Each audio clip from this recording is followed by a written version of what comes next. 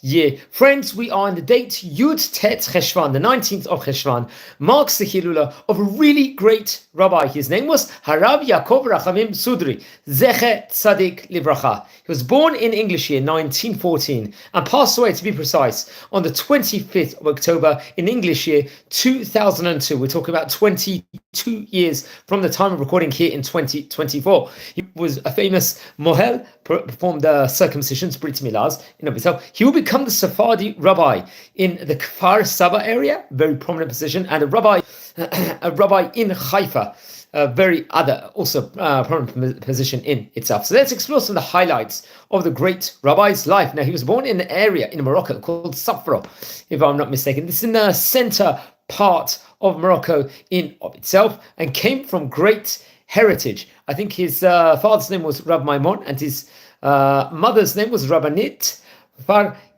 Farsiada. I hope I spelled her name correctly. And I believe she happened to actually be a granddaughter of the famous Rabbi Abba Elbaz, who was also a very great rabbi, Moret Tzedek, head of the Jewish court, and chief rabbi he was in Safra in of itself. So a great family from that specific part of Morocco. And when he was 6 years of age, he would actually make Aliyah and move to the land of Israel. Very interesting. And he would actually move to the Jewish quarter in Jerusalem with his family. It's actually interesting. I think his father at that point in time took on a prominent position to be the Gabbai of the famous Yeshivat Porat Yosef. Remember, the Yeshivat Porat Yosef is, let's say, the bastion of the Sephardic Yeshivot all over Israel. So this is a very prominent position. And this would have been in the 1920s, respectively, and early time period of that. And while he was young, he learned in the Talmud Torah of the Eidah HaMaravit over there, which is very interesting, which was a very prominent place, and many great people would actually study there in of itself. I think this was established in the 1860s, if I'm not mistaken, and this was part, I think, of the old city of Jerusalem. And then it would actually afterwards he would continue and learn his studies in the Yeshivat Porat Yosef over there, which was obviously, we were saying at that point in time, many of the great students would actually learn there and become great rabbanim there, and many of the great teachers also taught there. He learned, I think, at that point in time, chazanut in that specific area in of itself, and he was part of a Mizrahi, let's say, choir in of itself for young students. There was which was very interesting. He participated in this yeshiva choir in of itself and learned apparently with the famous composer Asher Mizrahi, a famous chazan. He taught the singing and songwriting in of itself. At the end of his studies in Yeshivat Porat Yosef, he was ordained to the rabbinate from the famous Rabbi Yaakov Meir, rabbi we've spoken about before. He was a Rishon LeZion in Israel, and famous Kabbalist, and in the famous Yeshivat Bet El in Jerusalem, and was also training and became a shochet. I think he received the certificates with regards to that from Rabbi Yehuda Kohen Shako, another great rabbi, educator, secretary, let's just say, in the court of Alexandria in Egypt, and had a huge role within regards to kashrut for the Sephardi community in Jerusalem. He was trained also, I think, from very interesting enough, from Rav Moshe Wallach, who happened to be a famous doctor. He actually was, and the founder of the famous Shari Tzedek Medical Center in Jerusalem, and the director also of that place. So he had very close connection. Now, I believe it was around the year 1935. At that point in time, he would have been 21 years of age. He got married to his wife, Mazal Tov, Rabbanit Mazal Tov. She happened to be the daughter of the famous Rabbi Avraham Harari Raful, another great rabbi we've spoken about before. And then he would go on to live in the Nachlaat Shiva neighborhood. And I think they would actually go to Rehov Yaffa, the famous street, Jaffa Street in Jerusalem.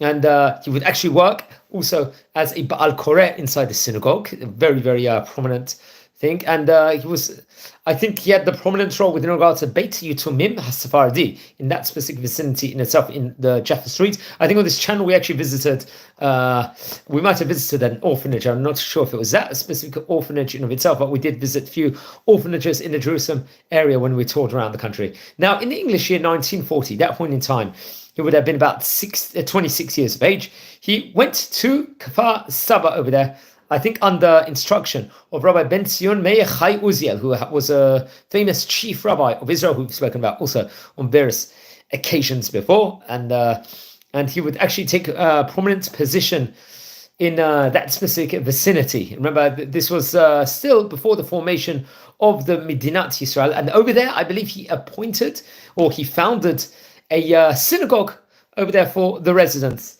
And then later on, I think by the year time period of 1957, by that stage in time, he was 43 years approximately of age, he would move to the Haifa city, Haifa over there, and take on various different prominent roles inside that specific vicinity in of itself. I think he was elected actually by the Union of Sephardic Synagogues as a rabbi of, like, let's say, the lower part of the city in of itself. And he took on various different prominent roles inside that specific area.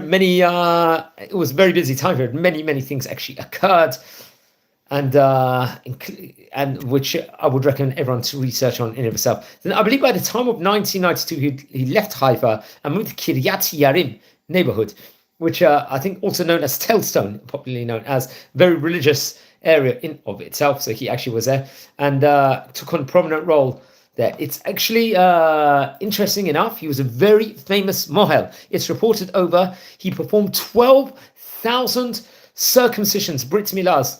Absolute staggering. I don't know if anyone can compare to that in the land of Israel. Actually, personally know of a rabbi in my synagogue who actually said that I think one of his close relatives actually had Brit Milah from this great Rabbi Rav Sudri. So he passed away in the English date 25th of October in the year 2002. That was naturally the 19th of Cheshvan over here. Now let's explore his family. He was part of a very, very great family, as we can learn, and left great descendants also.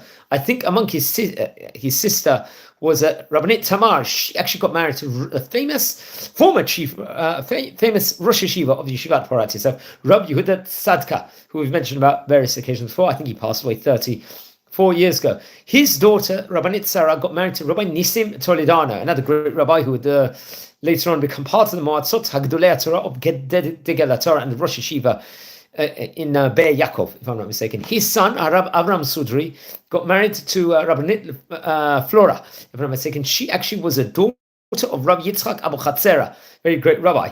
And we've mentioned this on various occasions before. I think a close connection, family related, of the Chacham Ovadia Yosef and also of Rav Meir Abu Chatzera and many of the great Abu Chatzera family, naturally. His daughter, Rabbanit Dalia, got married to Rav Reuven Sharbani, another great rabbi. Another one of his daughters, Rabbanit Ruth, got married to Rav Ephraim Laniado. Remember, I think the Laniado rabbinic dynasty, they come from Syria originally. We mentioned various different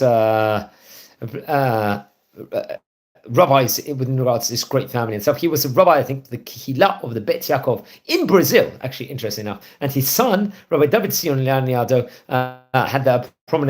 has prominent position. Now, his other son, Rabbi Eliyahu Sudri, is the head of the Mostot, the foundation called the Yakirei Yerushalayim, famous place in Jerusalem. And his son got married to Rabbanit Yafa. I think she actually was, if I'm not mistaken, the daughter of the famous Rabbi Sadia Lopez, if I'm not mistaken, who was, I think, had prominent role in a Misrad Hadatot in of itself. Now, also, I know a person, I think another one of his descendants, Rabbi Levi Sudri, is a rabbi that does huge amounts. He's on doing a lot of kiruv. He's an expert within Tanakh and does a huge amount of Torah work on the internet. Also, so he left a lot of great descendants. And it's his Yiluleh here. The Hebrew date is naturally the 19th of Cheshvan over here. And we can add on a few more things with regards to the great rabbi. He was, as well as being a Moel, he was a famous shochet. Now, just to mention some of his great rabbis, included Rabbi Ovadia Hodaya, another great rabbi of Bet Din of Jerusalem. Rabbi Raphael Shlomo Laniado was one of his rabbis. Rabbi Ben Sion Chazan was another one of his great teachers. He happened to be, I think, the rabbi of the Jewish quarter of the old city of Yerushalayim, and was one of the founders of the famous Yeshivat Porat Yosef. Another one of his rabbis was Rabbi Yaakov Ades, another great Syrian rabbi of Rosh Yeshiva Porat Yosef, and Rav Ezra Atiyah, also another Rosh Yeshiva. He happened to be the famous Yeshivat Porat Yosef. He was a rabbi of Rav Ovadia Yosef, also most famously, and just see the great rabbis he actually came from and received a rabbinic ordination from, and one of the great rabbis from Morocco of the last 100 years. Rabbi Yaakov Sudri Z'tl. Everyone, please subscribe to the channel. We've covered nearly about 500 great rabbis of yesteryear. If you happen to be related to any of the rabbis, please email me. Let me know any more feedback you've got on the great history of the great Rachmim of yesteryear. Please like the videos, share the videos, and wishing you all blessings from Israel. Take care and have a great day.